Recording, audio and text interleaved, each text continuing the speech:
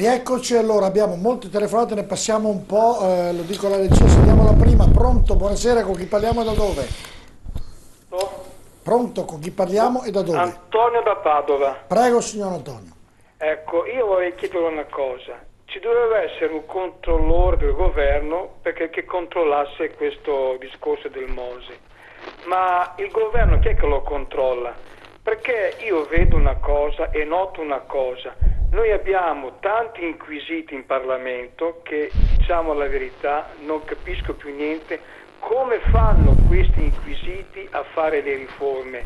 E dico una cosa, c'era l'occasione buona che si doveva fare le riforme, che anche diciamo i grillini si erano messi a disposizione per fare queste riforme, e le riforme le fanno Renzi, che nessuno l'ha eletto, Berlusconi, che è stato condannato a 7 anni, e noi stiamo parlando chi deve controllare il Mose. E io vi chiedo a voi altri, ma chi è che ci controlla? I nostri politici. Io vi ringrazio della cortesia e buona serata a tutti. Grazie Antonio, vuoi dare una risposta a chi controlla i politici? No, io a questo signore vorrei anche ricordare una cosa che avrei voluto dire anche prima, quando il professor Casen ha detto ma i politici tutti quanti di destra e di sinistra dove erano eccetera.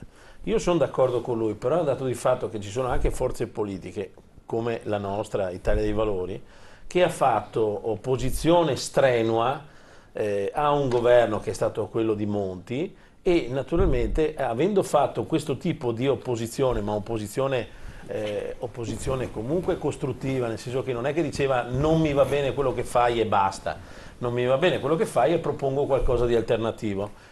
È stato messo da parte. Ma sono state un po' le vicende di Di Pietro che hanno un po'... Allora, attenzione, si è cercato di sporcare tramite Di Pietro tutto il partito. Le vicende di Di Pietro, signora, mi spiace doverla contestare. Faccio le telefonate e poi me lo dice Marotta. Sì, no, ma per dire, non voglio entrare sul Di Pietro, perché le famose 56 case erano i viottoli che hanno messo insieme pur di dimostrare che aveva 56 case e non erano le 56 case. Ma per dire che noi siamo stati illo tempore a dire che il falso in bilancio bisognava restituirlo al Paese come legge dello Stato, come reato. E adesso si sta tornando a chiederlo. L'ha chiesto il dottor Cantone, mi sembra, no? Ha detto guarda che il falso in bilancio effettivamente è una cosa che dovrà essere... Ecco, telefonata, sentiamo. Pronto? Buonasera, con chi parliamo e da dove? Pronto, buonasera, sono Gelindo e parlo da Rosolina. Prego Gelindo. Niente, sto guardando, come guardo spesso, la vostra trasmissione, che sono sempre comunque interessanti, e sono stato anche una volta vostro ospite e vi ringrazio per l'invito che mi avete fatto a suo tempo.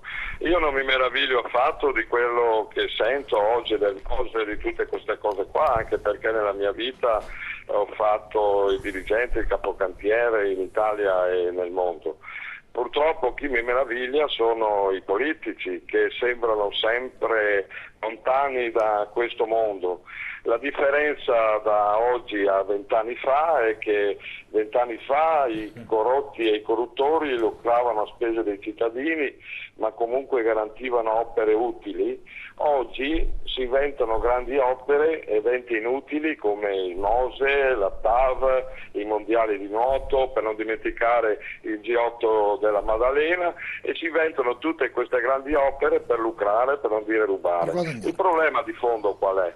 Che se ci fossero delle leggi veramente vere ed efficienti, dove quando uno ruba anche poco va in galera a vita naturale durante, io penso che ci penserebbero. Invece lucrano milioni di euro, fanno al massimo una settimana, poi vanno agli arresti domiciliari e dopo nel giro di 15-20 giorni chi ha avuto, chi ha dato, loro si godono le loro ville, i loro benefici, le loro amanti, le loro segretarie, che più ne ha più ne metta. E noi italiani subiamo tutto questo. La politica, che si meraviglia tanto, anche lì ci sono alcuni politici, magari pochi, non voglio fare, come si suol dire, di tutto un'erba un fascio, ma purtroppo ci sono sempre comunque dentro tutti, Ma è e davvero? nessuno si ribella, tutti si ribellano e fanno che cosa, si meravigliano a fatti avvenuti. È troppo comodo, datevi una regolata, signori. No, Grazie scusi, non lo offenda, perché tutti non può dirlo, per questo offende le persone. Ci siano molti corrotti, è vero, ma ci sono tante persone oneste, è il malcostume, e sono tante persone oneste, e guarda caso così un po' alla volta vengono messe da parte, proprio dai politici i quali dirigono l'orchestra. Questo è un fatto. Hai ragione, perché io ho fatto l'amministratore, ho amministrato il sindaco, ho fatto la signora, ho fatto l'amministratore che è regionale, ma poi uno può andare a indagare tutti gli appalti ovunque e può interrogare chiunque e non c'è uno che può dire ho pagato, ho dato, ho fatto. E quindi dire tutti a me dà fastidio, mi sento offeso. Probabilmente lui che faceva lavori pubblici sapeva qualcosa di più, forse anche lui era uno di quei corrotti che è stato al gioco a suo tempo. Ma non dica tutti sono così, perché vuol dire dare sfiducia alla gente, perché ci sono tantissimi amministratori che posso dirlo, non ho mai intascato un centesimo. Ma De Gamberi, è giustissimo quello che dici dal punto di vista del non tutti non dirlo, però questo è il mal sentire della gente, le persone sono disperate, cioè, noi come associazione sentiamo quotidianamente. Immagino, io sono il primo offeso perché la campagna elettorale me la sono pagata di tasca mia quando sento che l'altro ha preso 500.000 euro finanziamenti, e poi certo che mi chiedevo come fa uno a fare una campagna elettorale, prendo milioni di euro quando alla fine quei soldi lì non li prende neanche in 50 anni di politica. Questo deve essere, i cittadini devono essere più attenti che loro, perché quando vanno a mangiare le cene, le mega feste, e vedo che c'è questo spreco di denaro, ma non ci vanno i cittadini a mangiare le mega feste, vanno in campagna elettorale. Ho visto mega cene da 3-4 per sera. Uno che hanno fatto io ho visto, scusa, finisco il ragionamento. Quando uno spende, fai 4 sconti della serva, che capisci che uno spende 500.000 euro, 1 milione di euro nella campagna elettorale, non so, per regionali, ti porrai il dubbio, quei soldi lì dove vengono, e quindi che te devi essere più accorti e più vigili su questa cosa. Telefonata. Sentiamola, pronto, buonasera, con chi parliamo, da dove? Non so se sia il mio turno. Sono Adriano da Selvazzano. È il suo turno, Adriano, prego. Benissimo, allora volevo dire questo, che mi è capitato per caso di imbattere sulla vostra trasmissione. Allora, appunto, deve capitare più spesso questa cosa. Sì, no, ma è che mi meraviglia per dire che questi signori qua, che mi sembra di vedere il sindaco di Veggiano, insomma, persone che hanno... Di Casalserugo. Che hanno avuto delle esperienze in politica. E purtroppo la politica è solo questo. Ho avuto un minimo di esperienza qua nel mio comune, no? Per dire, anche nelle piccole lottizzazioni, nei piccoli permessi che si danno di costruire, di intervenire su quello che è il suolo, nessuno si preoccupa di collaudare, di vedere come sono fatte, eccetera. Di conseguenza non c'è nulla da meravigliarsi. Nel piccolo comune ci sono le bazzecole.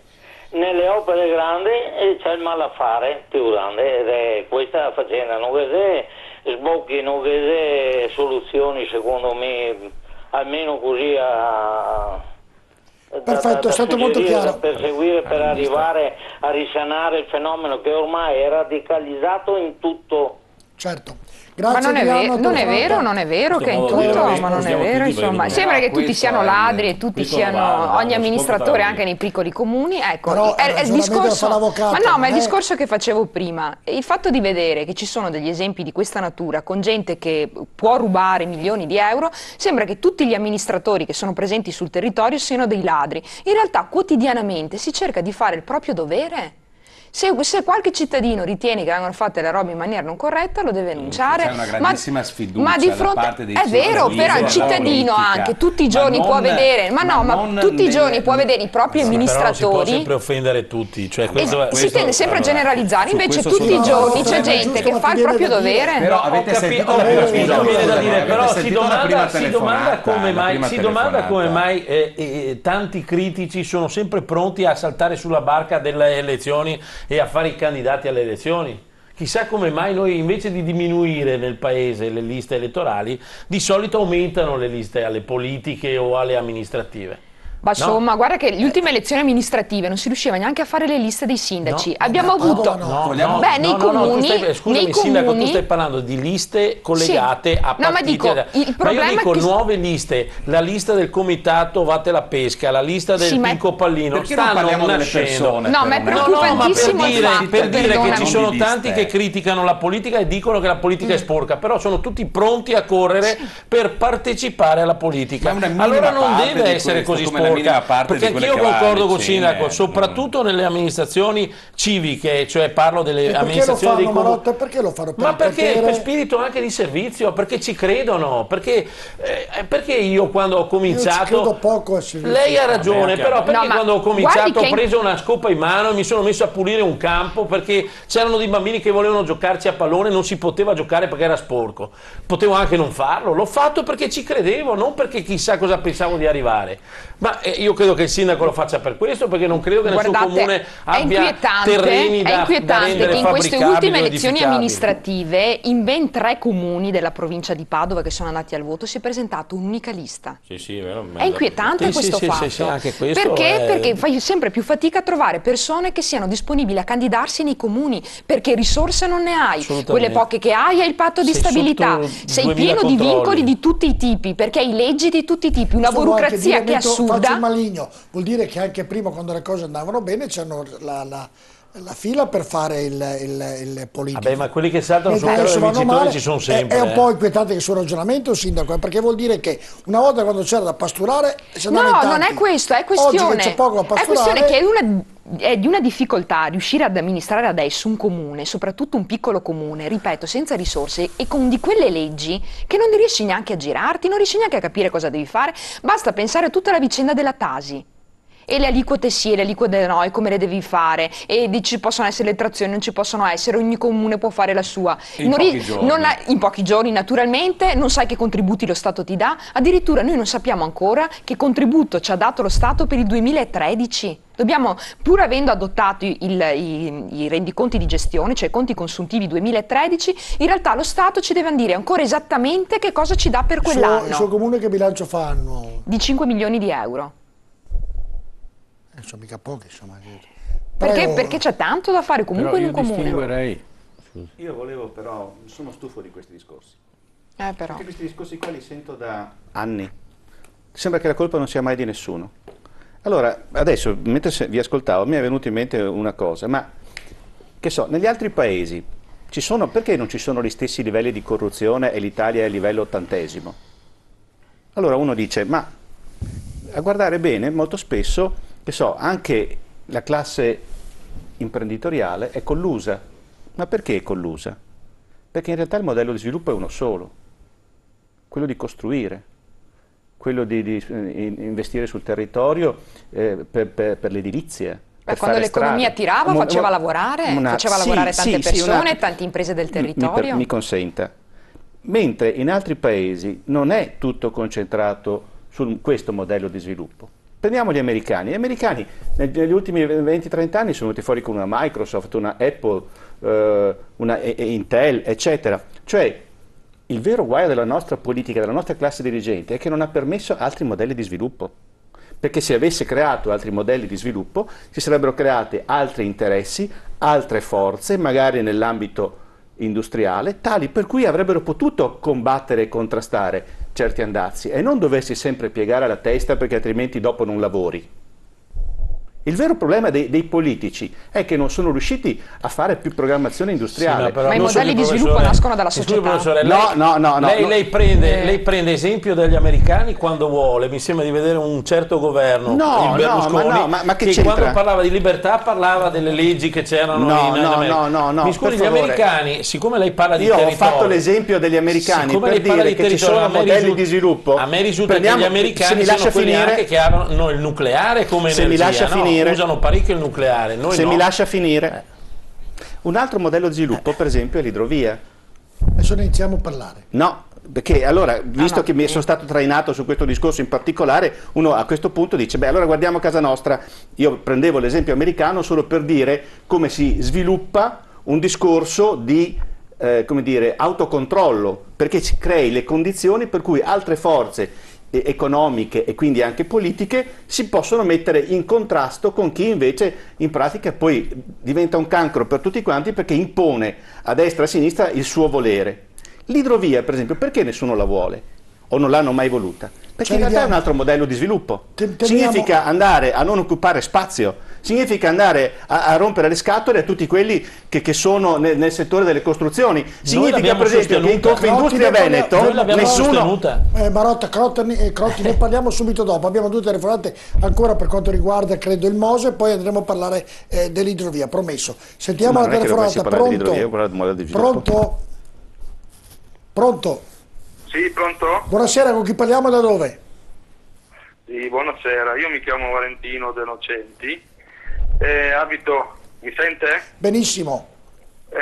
Chiamo da Padova, abito in via della Biscia, sono un nomade.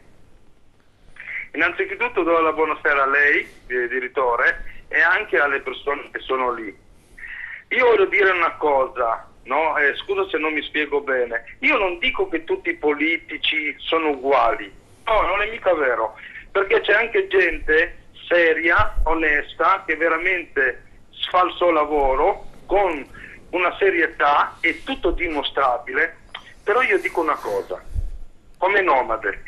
Perché dico questo, un finale ce l'ho poi, ma sti ministri, soprattutto sto Galati, che ne hanno combinati, non tutti, ripeto, ma quest'altri qui, che hanno fatto di più di tutto della storia di Venezia, che hanno preso miliardi e nessuno non sa niente. Ci sono delle indagini, c'è questo, quello va in arresti, lo mettono in carcere, esce fuori, ville su ville, miliardi su miliardi, andavano a fare le cene con le sue famiglie, piscine, hotel, di più di tutto, con i soldi dei cittadini, e quello non è niente. Poi per un povero nomade, il nomade intendo quello che va a cattonaggio, poveraccio, sono messi d'accordo le province Padova, Venezia e Treviso, il cattonaggio bisogna eliminarlo perché questo io capisco chi va a fare un furto, capisco che se fa un reato è giusto che va punito, è giusto che anche va in carcere, e non sto discutendo su quello, e do ragione al 1000%,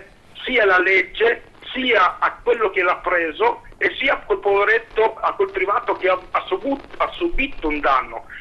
Ma non sono d'accordo su quelle persone, poveretti, che vanno a cattonaggio e che poi alla fine gli sequestrano i soldi perché non ci deve essere il cattonaggio, non ci deve essere qua. Per me, io dico una cosa, i signori che sono lì, presente, io non ce l'ho con loro, anzi ho molto rispetto, sono un cittadino italiano e io ho fiducia ancora in politica, perché purtroppo mi dispiace dirlo, ma sono un cittadino italiano, nato qui e qui morirò, da padre, famiglia, nonno, bisnonno, dell'origine io dai miei nonni, bisnonni, trisnonni vengo dall'Ungheria, ma nato qui. Però io dico la verità, come cittadino italiano mi vergogno anche di essere, ma con tutto col cuore, ma non con quei signori che ci sono lì, perché io sia col sindaco e sia con quegli altri signori io non ce l'ho, perché anche il sindaco parla bene, ma veramente niente da dire, anzi tanto di cappello.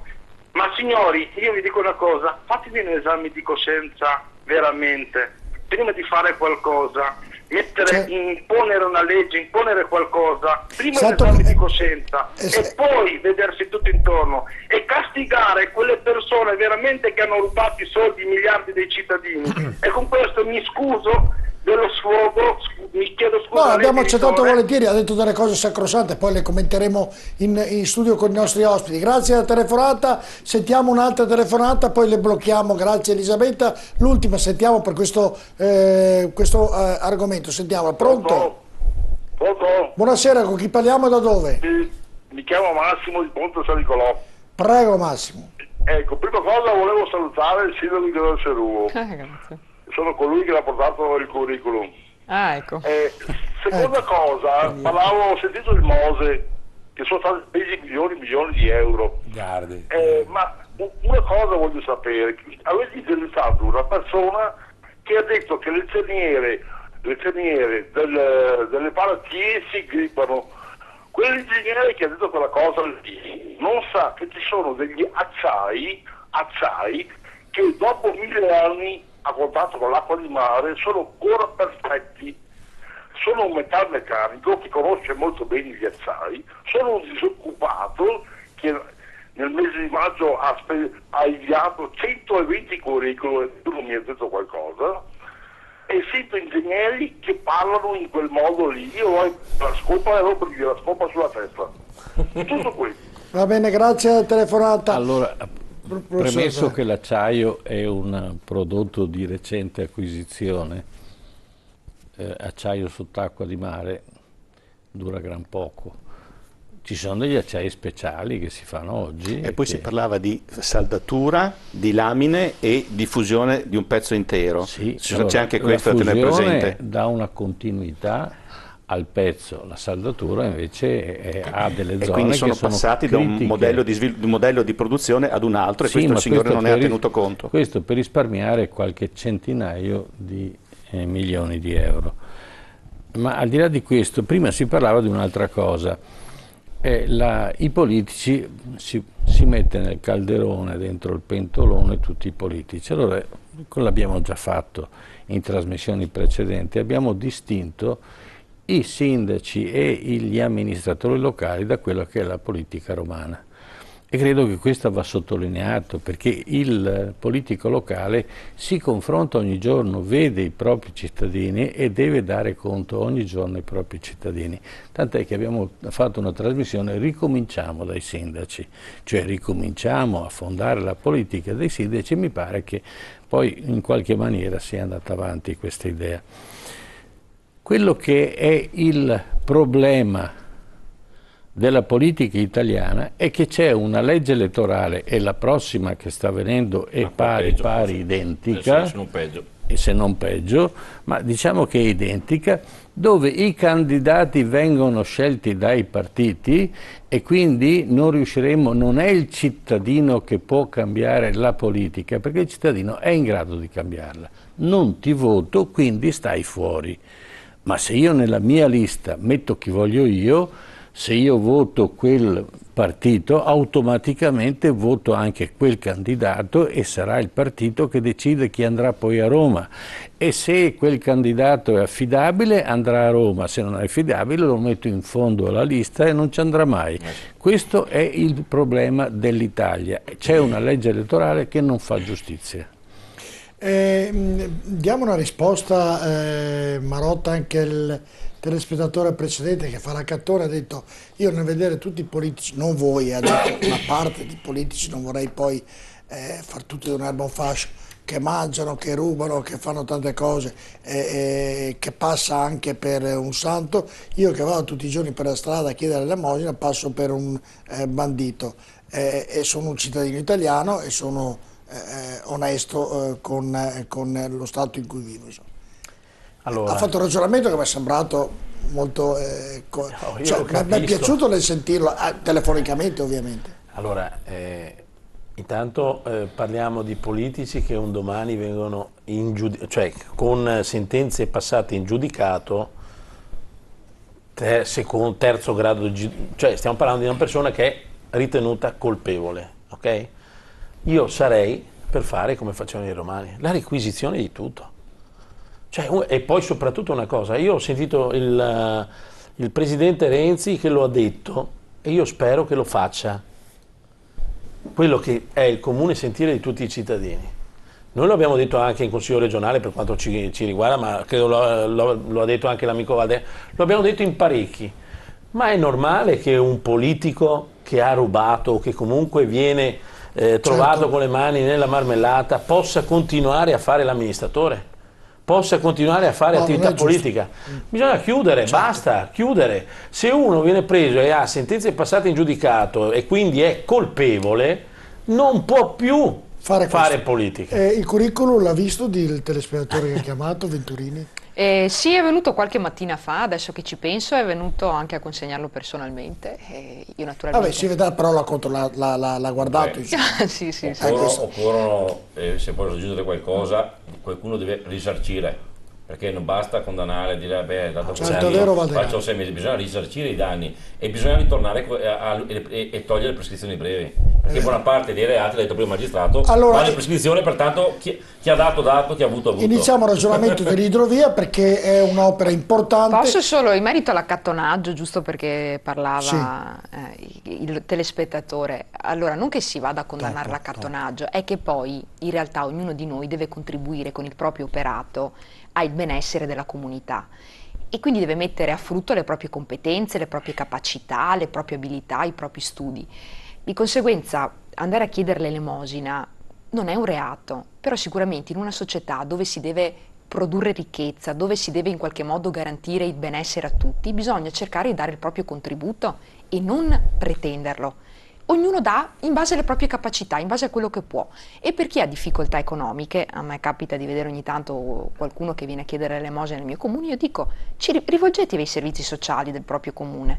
Quindi se sono di Casalserugo vengono nel comune di Casalserugo, se sono di Padova vanno a Padova. Quindi presso i servizi sociali, per chi ha necessità, viene data una risposta e comunque l'intento di tutti deve essere quella di produrre con il proprio lavoro, perché tutti siamo chiamati al benessere della comunità di cui noi facciamo parte. Come sono belle le realtà piccole dove ci si conosce, dove esistono i servizi sociali. È vero. In effetti peccato che poi adesso tutti vogliono fare le città metropolitane. Facciamo le piccole opere, non facciamo le grandi opere. Città metropolitane, altrimenti non serve a niente. Partiamo e parliamo dell'idrovia.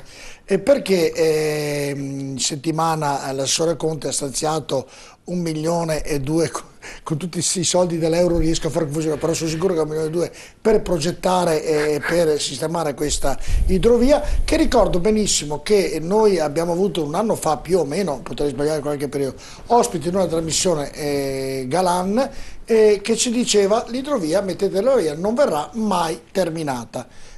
Tanto per iniziare un rapporto su quello che diceva. Ecco, Crotti, invece sembra che questa idrovia, per il bene del Veneto, soprattutto di due città come Padova e Vicenza, che non dovrebbero più essere soggette ad allagatura come Casalserugo, questa idrovia sembrerebbe, usiamo il condizionale, perché mi hanno fatto quello sguardo lì che non è vero? L'idrovia è un'opera complessa, bisogna mettere insieme tanti pezzi e se non combaciano tra di loro viene fuori un puzzle che è uno schifo. Beh, però l'acqua che scende giù, che va verso la laguna e che non inonda più né Padova né Vicenza né Casalserugo né Ponte San Nicolò, può succedere questo? Da dove devo cominciare? Da dove vuole, però l'importante è che rassicuri i telespettatori che questa... Perché Galan così secondo te? Qual è il motivo? Perché Galan con la banda Mazzacurati eccetera voleva fare la camionale. Quando prima dicevo dell'ingegner Rinaldo sposato con la Brotto, ha fatto uno studio di fattibilità congegnato in maniera tale, questa è la mia opinione, tale per cui a malapena si poteva fare un canale scolmatore, cioè un grande fosso non navigabile dove a fianco tornavi a rimetterci la strada camionabile, perché quella era la cosa che costava di meno. E allora ai più sprovveduti sembrava che quella fosse l'unica soluzione. Stiamo vedendo proprio il studio di fattibilità degli interventi per il completamento dell'idrovia Padova-Venezia. Ora, se poi consideriamo... Se poi lei vuole spiegare che queste immagini così facciamo chiarezza anche con i nostri telespettatori. Beh, ma quella lì, poi non capisco cos'è quel canale che va in giù per di là e gira in quella maniera. Vabbè, adesso non vorrei entrare su una cosa che non ho visto e non ho potuto valutare prima. Io volevo entrare sul discorso del perché sono scettico su quello che è stato fatto da Conte, quando hanno portato le firme. Allora, se siamo tutti d'accordo che l'idrovia deve avere una portata tra i 400 e i 450 metri cubi secondo, nel caso in cui ci fosse appunto necessità di alluvione, di sopperire a alla situazione che c'è adesso e che sarebbe assolutamente insufficiente, beh, quella dimensione lì corrisponde ad un canale che può essere anche navigabile. Se invece fosse con la camionale, il canale avrebbe una dimensione metà, 200 metri cubi, e non sarebbe più navigabile. Allora uno si domanda, ma scusa, se devo fare un canale che è scolmatore da 400 metri cubi, perché non fare anche, come dire, di necessità virtù e farlo diventare navigabile? Certo. Perché a quel punto i soldi è molto più facile trovarli, perché prima o poi ti tornano indietro, perché quei soldi dell'applicazione, come dire, commerciale, turistica, quello che sarà, o di tutte quante insieme, permetterà anche la manutenzione. Non bisogna dimenticare che queste non sono opere che una volta fatte le lasci là e durano in eterno. Ci saranno soldi da spendere anche per la manutenzione, non dico tutti gli anni, ma molto spesso. Allora, cos'è che non è stato fatto, o secondo me è stato fatto in una maniera scordinata? Come associazione noi avevamo sempre chiesto che fosse fatta una conferenza di servizi di tipo istruttorio, e cioè tutti i comuni e tutti gli enti portatori di interessi si mettessero insieme e si affrontasse il discorso, dove ognuno portasse il suo contributo e dicesse quali sono le cose che lui si aspetta da quell'opera. Una delle cose che personalmente mi aspetto da quell'opera è che sia un canale navigabile tale per cui si possa direttamente andare da l'interporto di Padova fino al terminal offshore che vogliono costruire davanti a Malamocco. Quindi con battelli fluvio-marittimi questa cosa si possa naturalmente svolgere in maniera diretta, senza rotture di carico, senza fermate intermedie, eccetera. Questo andrebbe benissimo a vantaggio della ZIP e di tutto il sistema padovano, tale per cui anche industrie o comunque imprese di tipo logistico, quelle che disfano i container, per dirci in maniera chiara, creerebbero lavoro, creerebbero occupazione. Faccio il provocatore, ma non è più costoso questo del treno, per esempio? Ma un treno non arriva al terminal offshore. Un treno non arriva al terminal offshore, perché significa dire carico a Padova, arrivo a Marghera, riscarico per rimetterlo su una barca che arriva al terminal offshore. È una rottura di carico. Sono spese in più, oltre che tempi, spazi, uomini. Tutto da pagare. Una risorsa che è l'acqua in questa regione, utilizziamola e cerchiamo allora, siccome non stiamo parlando soltanto di vie d'acqua limitate all'idrovia, ma stiamo parlando di vie d'acqua che devono essere considerate nel loro senso completo, e quindi anche il Fissero-Tartaro Canal Bianco che arriva a Mantova, e spero domani anche una sistemazione del Po che arrivi perlomeno a ridosso di Milano, è chiaro che tu devi ragionare in questa prospettiva. Parlare di vie d'acqua che sono alternative, sono un modello di sviluppo alternativo a quelli che vogliono le strade, che si incrociano tra di loro e creano territori che sono buoni per essere sviluppati da un punto di vista di rendita fondiaria. Veneto City, Dogaletto, Motor City, eccetera. Crotti, questo progetto che Conte ha dato qual è il problema? No, verrà secondo lei? Allora, il problema qual è? Che secondo me non hanno tenuto conto di un aspetto fondamentale. Ne scrivevo stamattina a Zaia raccomandandogli di fare attenzione. Che cosa gli scrivevo? Gli ho detto, caro Presidente, lei sa che leggendo il libro appena edito dal professor Paolo Costa, che è Presidente dell'Autorità Portuale di Venezia, lui prevede che il collegamento tra il terminal offshore e la terraferma avvenga con imbarcazioni il cui pescaggio, siamo intorno ai 5,50 m, 3,75 m, sono due tipi, adesso non sto lì a fare troppo complicata la cosa, praticamente non possono entrare non solo nell'idrovia ma neanche nel Fissero-Tartaro e domani neanche nel Po. Perché? Perché le leggi che noi abbiamo prevedono 2,50 m per i canali interni, mentre le imbarcazioni di cui parla Costa sono da 5,50 m e 3,75 m. Allora a un certo punto uno dice, tu mi stai facendo, sei partito col fare il bando di un progetto dove prima o poi il progettista si renderà conto che c'è questo problema e ti dirà, cari signori, purtroppo ci tocca fare soltanto il canale scolmatore. E basta. Queste sono le cose per le quali io avrei voluto vedere. Ma secondo lei è più importante il canale scolmatore, cioè che non faccia inondare? È fondamentale. Sicuramente è importante il canale scolmatore, però se fa un investimento, abbiamo una via d'acqua. Dal momento che devo farlo da 400 metri cubi ed automaticamente mi diventa un canale navigabile, perché non devo approfittare di tutto questo? Sto facendo delle domande, non si stia arrabbiando con me. No, non sono Volevo chiedere quanti soldi ha speso lo Stato per pagare i cittadini di Casassero di Ponte Segro per pagare i danni subiti dall'alluvione, e naturalmente se non avesse fatto questo, se c'era il canale spalmatore, venivano risparmiati, cioè voglio dire, anche quello è un ragionamento che si può fare, no? E non è da sottovalutare. No, ma sta dicendo giustamente che oltre a fare funzionare il canale scolmatore c'è anche la navigabilità che è una risorsa. ma è una risorsa anche finanziaria un domani, perché la navigabilità vuol dire la commercialità anche della navigabilità. Faccio un canto di diavolo, dico per 20 km è meglio il treno, vi faccio contraddittorio. Ma non ha senso il treno, perché bisogna arrivare al terminal offshore, e quindi se io imbarco a Padova, le metto su un treno o su un camion, posso arrivare soltanto a Marghera. Uno cerca di e lì lo rimetto su una barca. Soluzione migliore, esatto. Tra le due ipotesi, quella presentata dall'assessore è quella ottimale per fare anche la via navigabile. Presentata dall'assessore? No, quella che ha detto adesso semplicemente come canale scolmatore, quello che ha detto di stanziare dei soldi per progettare un canale scolmatore, funzione semplicemente idraulica di scolo. Sì, un grande fosso. Un grande fosso, però che non navigabile. Perché sia navigabile dal punto di vista economico, di cosa si parla? Di differenze? Non cambia niente. Se io devo fare un canale da 400 metri cubi, perché dal punto di vista idraulico mi occorrono, perché questo è il disavanzo che dal PAOS ha calcolato e nessuno gli contesta, e a questo punto le chiuse ci sono, faccio delle chiuse in maniera tale che ci possano passare, ne occorrono 2 di chiuse, che ci possano passare dei battelli fluvio marittimi poi sentiamo dal PAOS, che mi arrivano direttamente al terminal offshore. Allora, sono due... Dal punto di vista economico.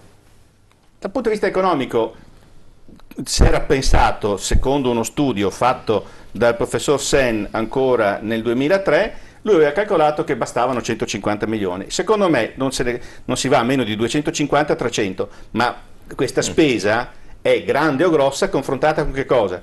Con la spesa che ci tocca pagare ogni anno, perché ci sarà anche quest'anno un'alluvione e l'allagamento quest'anno. Sia di viabilità, diciamo, d'acqua, certo. di professore Locase, poi sentiamo. Basta quella del 2010 per coprire i costi. Ma è una sostenibilissima questa. Professore. Allora, il problema è che i danni provocati negli ultimi 10 anni potevamo costruire 4 vie d'acqua, non una.